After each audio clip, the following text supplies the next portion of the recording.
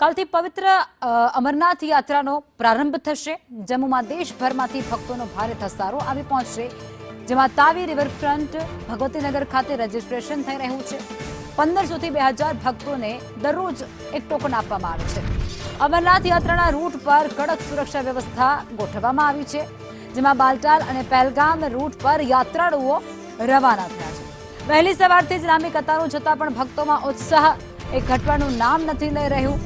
બમ બમ ભોલેના જયઘોષ સાથે એ ભક્તો ખૂબ આતુરતાથી આગળ વધે છે। બાબા બર્ફાનીના દર્શન માટે ભક્તોમાં અત્યારે અનેરો ઉત્સાહ જોવા મળે છે। આવતીકાલે 3 જુલાઈથી અમરનાથ યાત્રા શરૂ થવા જઈ રહી છે, તેને લઈને લોકોમાં ભારે રસ જોવા મળી રહ્યો છે। હાલ સંદેશ ન્યૂઝ પહોંચ્યું છે જમ્મુની અંદર। જમ્મુનો જે બેઝ કેમ્પ છે ત્યાંના હું દ્રશ્ય બતાવવા માંગીશ કે હાલ જે વહેલી સવારથી અને મોડી રાત્રેથી જ લોકો જે પોતાનું રજીસ્ટ્રેશન કરાવવા માટે લાઇનની અંદર લાગતા હોય છે। આપ જે દ્રશ્ય જોઈ રહ્યા છો, જે લાંબી લોકોની કતાર જોવા મળી રહી છે।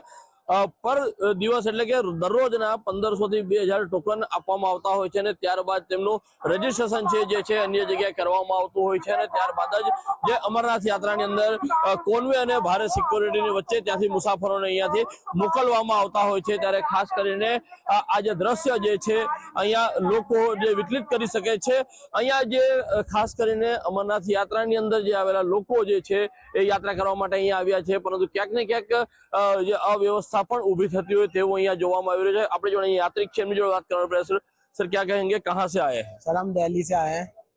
क्या है यहाँ पे व्यवस्था? सर बहुत चरमर है यहाँ पे, तो व्यवस्था ठीक नहीं है, और हम 2 दिन हो गए यहाँ पे आए हुए। अब जाके हमारे हाथ में आया, वो भी हम कैसे बनवाया है। ना पेशाब करने जाने देना, लैटरिन जाने देना, पानी पीने जाने दे रहे, बस यहीं पे बैठे रहो अंदर, और कहीं नहीं जाने दे रहे।